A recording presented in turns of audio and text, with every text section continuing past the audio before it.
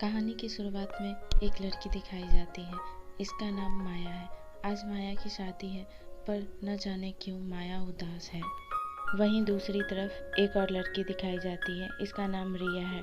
रिया fashion magazine में एक interview देने जाती है। उसका कॉन्फिडेंस और खुद पर विश्वास देख करके फैशन मैगजीन वाले उसे जॉब दे देते हैं। इधर माया शादी के हॉल से बाहर आकर के बेंच पे उदास बैठी होती है। तभी देव उसके पास आता है और उसके उदास होने का कारण पूछता है। देव रिया का पति है। देव के पूछने पर माया बताती है कि वो जिससे शादी करने जा रही है उसका नाम ऋषि है। वो उसका दोस्त है। उसे नहीं पता कि वो उससे प्यार करती है या नहीं करती, उसे उससे शादी करनी चाहिए या नहीं करनी चाहिए। इस पर देव एडवाइस देता है कि तुम्हें उससे शादी कर लेनी चाहिए, शादी के बाद तुम्हें प्यार हो जाएगा। और ये कहकर दोनों अपने अपने रास्ते चले जाते हैं। इधर देव का एक्सीडेंट हो जाता है और माया उसकी शादी ऋषि के साथ हो जाती है। इसके बाद कहानी 4 साल बाद की दिखाई जाती है। ऋषि और माया दोनों एक साथ हैं। माया माँ नहीं बन सकती, पर इसका एहसास ऋषि कभी उसे नहीं होने देता। दूसरे दिन स्टेशन पर जब देव अपने बेटे को डांट रहा होता है तो माया उसे ब्लैक बीस्ट समझ लेती है, जो कि बच्चों को चुराता है। और ये सोच करके वो उसके बेटे को उठा करके भाग जाती है। इस पर देव एक बच्चे के हाथ से फुटबॉल लेकर माया को मारता है। माया गिर जाती है। जब देव माया के पास जाता है तो वो देखता है कि ये ब्लैक बीस्ट नहीं माया है और सोच में पड़ जाता है, माया ब्लैक बीस्ट बन गई। इन सब में माया और देव दोनों को चोट लग जाती है। हॉस्पिटल में उन दोनों से मिलने ऋषि और रिया आते हैं। यहाँ देव माया से कहता है कि क्या तुम अपनी शादी से खुश हो? तुम्हारी दुख दर्द तुम्हारी आंखों से साफ पता चलता है। इस पर माया सोच में पड़ जाती है और कुछ नहीं कहती। दूसरे दिन माया देव से स्टेशन के बाहर मिलती है और उसे डांटती है कि तुम्हें उससे क्या, मैं खुश हूँ या नहीं हूँ, मैं अपने हस्बैंड के साथ बहुत खुश हूँ। इस पर देव कहता है कि हम दोनों को ही जख्म है, बस हम दोनों के जख्म में फ़र्क इतना है कि मेरे जख्म दिखते हैं और तुम्हारे दिखते नहीं, और दोनों अपने अपने रास्ते को चलने के लिए मुड़ते हैं। तभी वो ऋषि और रिया को एक साथ देखते हैं। दोनों गुस्से में घर जाते हैं। देव रिया से पूछता है कि तुम ऋषि से क्यों मिली थी? इस पर रिया बताती है कि वो मुझे अपने डैड के पार्टी में इनवाइट कर रहा था। इससे ज़्यादा खुश कुछ नहीं, पर मैं खुश हूँ कि तुम जेलस हो। अभी भी कहीं ना कहीं थोड़ा सा प्यार हम दोनों के बीच बाकी है। इधर माया के पूछने पर ऋषि बताता है कि रिया उसके लिए बस फूल दे रही थी और वो उसे डैड की पार्टी के लिए इनवाइट कर रहा था। नाइट में सब पार्टी में मिलते हैं। यहाँ सभी एंजॉय कर रहे होते हैं, पर देव और माया नहीं।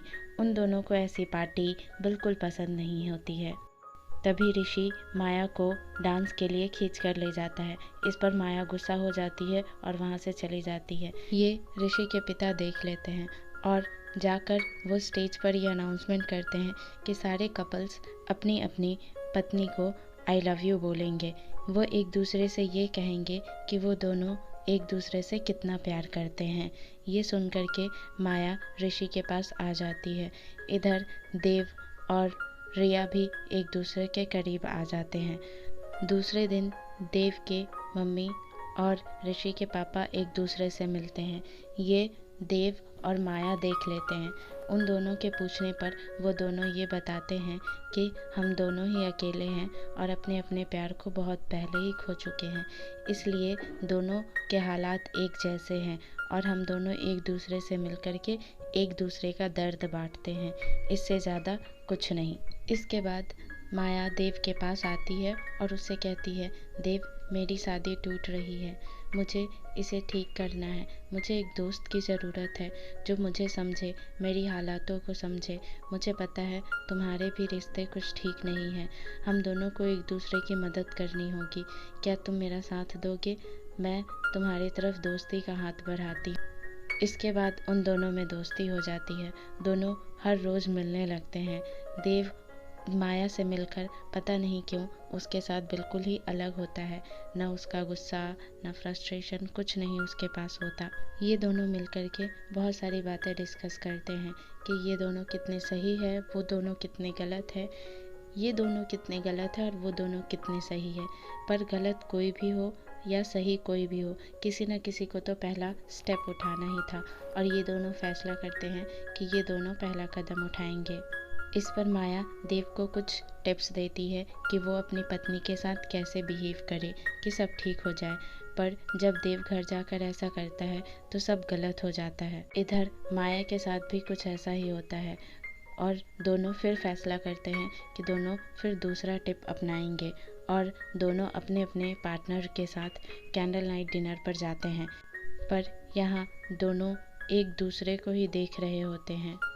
डिनर से वापस आने के बाद रिया देव से कहती है कि उसे कंपनी से ऑफ़र आया है लंदन शिफ्ट होने का।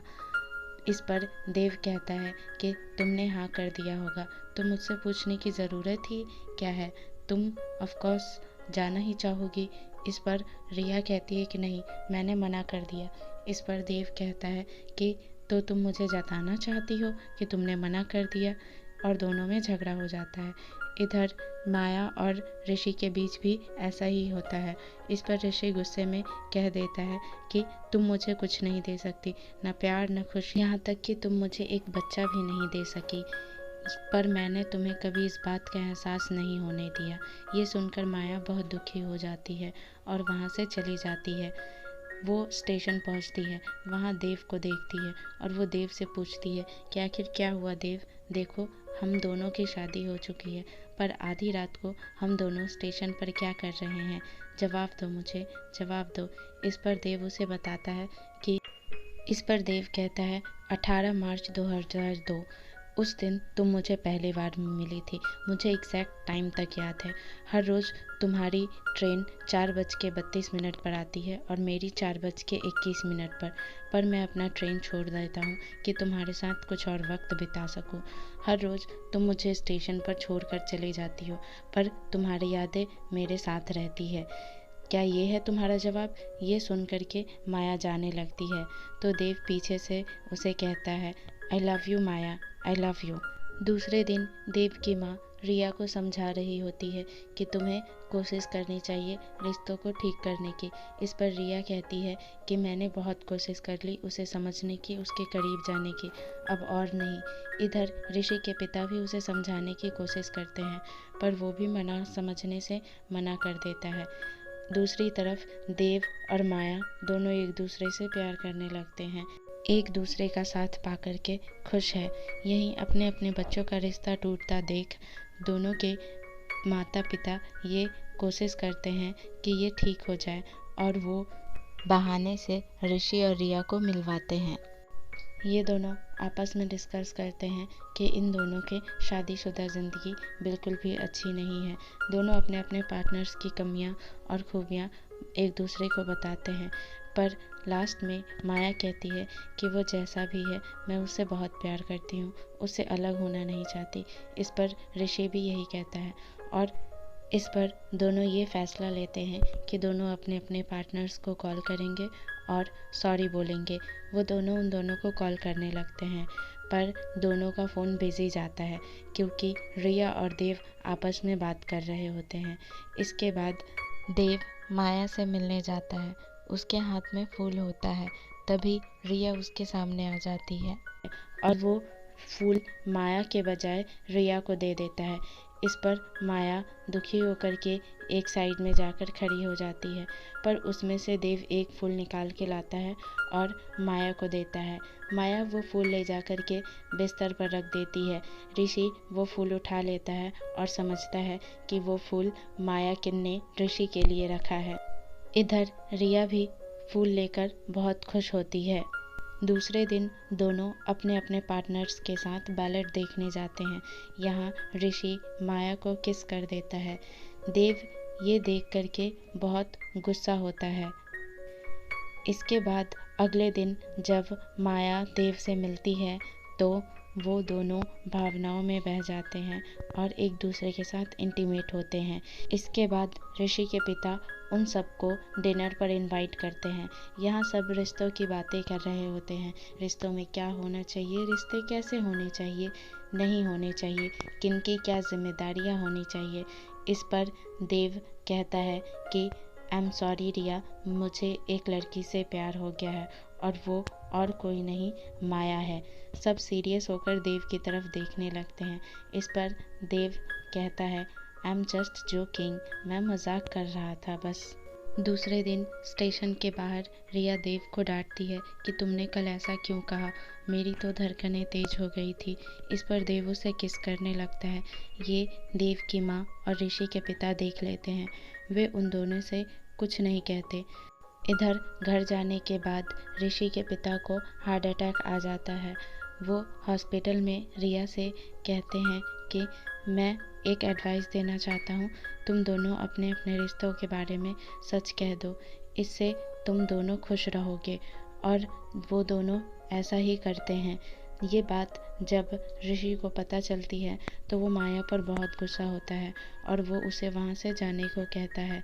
इधर रिया भी देव से यही कहती है। स्टेशन पर बैठकर माया देव को फ़ोन करती है और पूछती है कि रिया ने क्या कहा। इस पर देव कहता है कि रिया गुस्सा है पर कुछ दिनों में मुझे माफ़ कर देगी। इस पर माया भी यही कह देती है कि ऋषि भी गुस्सा है पर कुछ दिनों में माफ़ कर देगा। धीरे धीरे वक्त बीतता है। रिया देव से डिवोर्स ले लेती है। इधर माया अपने लिए एक टीचर का जॉब ढूंढ लेती है और पढ़ाने लगती है। ऐसे ही वक्त बीतने लगता है और कहानी 3 साल बाद की दिखाई जाती है। ऋषि माया के पास जाता है और उसे अपनी शादी पर इनवाइट करता है। इधर देव को भी जॉब लग गया होता है और वो जॉब के लिए टोरंटो जाने वाला होता है। वो ये बात जा कर के रिया को बता देता है। इधर रिया अपने ऑफिस के सीनियर स्टाफ के साथ एक पार्टी में आती है। ये पार्टी ऋषि की शादी की होती है। इस पर रिया ऋषि से पूछती है कि तुम शादी कर रहे हो तो माया का क्या। इस पर ऋषि बताता है कि वो माया को 3 साल पहले ही छोड़ चुका था और रिया बताती है कि मेरा भी देव से डिवोर्स हो गया था। इस पर दोनों पूछते हैं एक दूसरे से क्या उन दोनों को इस बारे में पता है और बोलते हैं कि शायद नहीं। रिया ये बात जा कर के माया को बताती है और कहती है कि देव टोरंटो जाने वाला है, वो अब कुछ ही देर में चला जाएगा, तुम जाकर उसे रोक लो। माया स्टेशन जाती है पर उसे देव नहीं मिल रहा होता। जब उसे देव दिखता है तो उसकी आंखों में आंसू होते हैं। वो कुछ कह पाती इससे पहले ही ट्रेन निकल जाता है। इधर ट्रेन के जाने के बाद वो उदास खड़ी होती है। तभी पीछे से आवाज़ आती है, माया। माया पीछे पलटती है तो देखती है ये देव होता है। देव को देखते ही वो कहती है कि क्यों, हमारे साथ ही आखिर ऐसा क्यों हुआ। मैं बिल्कुल अकेली थी जैसे तुम थे। मैं हर पल तुम्हें याद करती थी पर दूसरे ही पल खुद को ये समझाती थी कि तुम अपने परिवार के साथ खुश हो और ये सोच करके मुझे थोड़ा सुकून मिलता था। हाँ देव, मैं और ऋषि 3 साल पहले ही अलग हो चुके थे। ये सोचकर इस पर देव अपने घुटनों पर बैठ जाता है और माया को शादी के लिए प्रपोज करता है। माया उसे हाँ में जवाब देती है। इसी के साथ ये कहानी ख़त्म होती है। इस कहानी से हमें ये पता चलता है कि शादी की बुनियाद सिर्फ़ और सिर्फ प्यार होना चाहिए। अगर बुनियाद गलत हुई तो रिश्ते टूट जाते हैं।